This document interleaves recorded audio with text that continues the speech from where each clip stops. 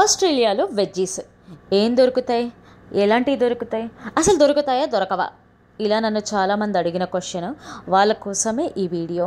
వాళ్ళంటే వాళ్ళే కాదు, ఎవరికైనా కూడా. మేము వెళ్ళడమే చాలా లేట్గా వెళ్ళాము.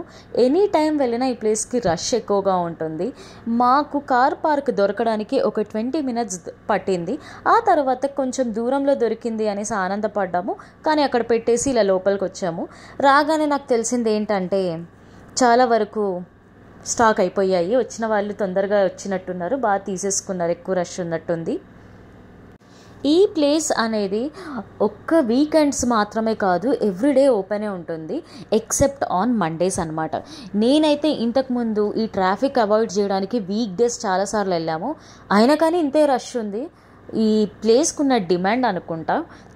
అండ్ చాలామందికి తెలియదు ఏంటంటే నేను ప్యూర్గా ఆజీస్ ఉండే ఏరియాలో ఉంటాను. ఇండియన్స్ ఉండే కమ్యూనిటీకి మాకు 70 kilometers దూరంలో ఉంటుంది.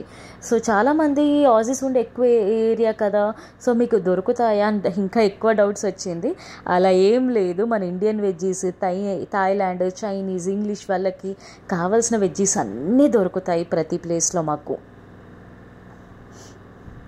ఇక్కడ వెజ్జీస్ మాత్రమే కాకుండా వీళ్ళు breads, cool drinks and milk, coconut water, nuts అంటే different kind of the nuts అంట, రోస్టెడ్ క్యాష్యూస్, పీనట్స్, ప్లెయిన్వి అలాంటివి కూడా దొరుకుతూ ఉంటాయి. ఫ్లేవర్డ్ యోగర్ట్స్ కూడా అమ్ముతారు. మీరు కనుక పచ్చడి పెట్టాలి అనుకుంటే ఈ మిరపకాయలతో పెట్టేసేయండి. నేనైతే పెట్టాను, చాలా చాలా బాగుంది. ఇండియా టేస్టే వచ్చింది. మీరు కూడా పెడితే అదే టేస్ట్ వస్తుంది. ప్రతిసారి నాకు బీరకాయ దొరికేది, ఈసారి బీరకాయ అయిపోయిందన్నారు. లోపల కూడా వెతకమన్నాను, వెతికితే లేదు అని చెప్పారు.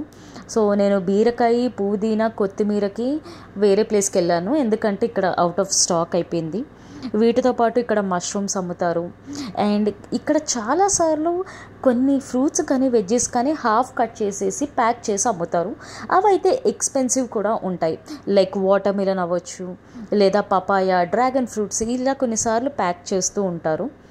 నేనైతే ఇండియాలో ఇన్ని కైండ్ ఆఫ్ మెలన్స్ చూడలేదు. ఇక్కడ నేను చాలా వెరైటీస్ ఆఫ్ మెలన్స్ చూసాను. హనీ మెలన్ అంటారు, హనీ డ్యూ మెలన్ అంటారు, ఎల్లో మెలన్ అంటారు, ఎల్లో డ్యూ మెలన్, సాపో మెలన్, ఇవన్నీ మెలన్ కేటగిరీ కిందకే వస్తాయంట. అండ్ ఇది మ్యాంగో సీజన్ కాబట్టి డిఫరెంట్ వెరైటీస్ ఆఫ్ మ్యాంగోస్ కూడా వచ్చాయి. ఇక్కడ పికిల్ మ్యాంగోస్ కూడా పెడతారు. ఎవరైనా పచ్చడి పెట్టాలి అనుకుంటే ఇక్కడ నుంచి తీసుకొని వెళ్ళి ఇంట్లో పెట్టుకునే వాళ్ళు కూడా ఉంటారు. సో నాకు ఈ వీకెండ్ వెళ్ళినందుకు మొత్తం కలిపి బిల్లు $102 అయింది. అంటే ఇండియా కరెన్సీ ప్రకారం 5,700 రూపీస్ అయ్యింది. సో మాకు ఎవ్రీ వీక్ అంతే అవుతుంది. $102 నుంచి 110, 120, 130. ఇది నేను జస్ట్ ఇక్కడైనా బిల్లే చెప్తున్నాను. సో వేరే ఏరియాకి వెళ్ళి కూడా తీసుకున్నాను. మీకైతే వెజిటేబుల్స్ ఎంత కాస్ట్ పడుతున్నాయి, ఎలా ఉన్నాయి అనేది కమెంట్స్లో చెప్పండి.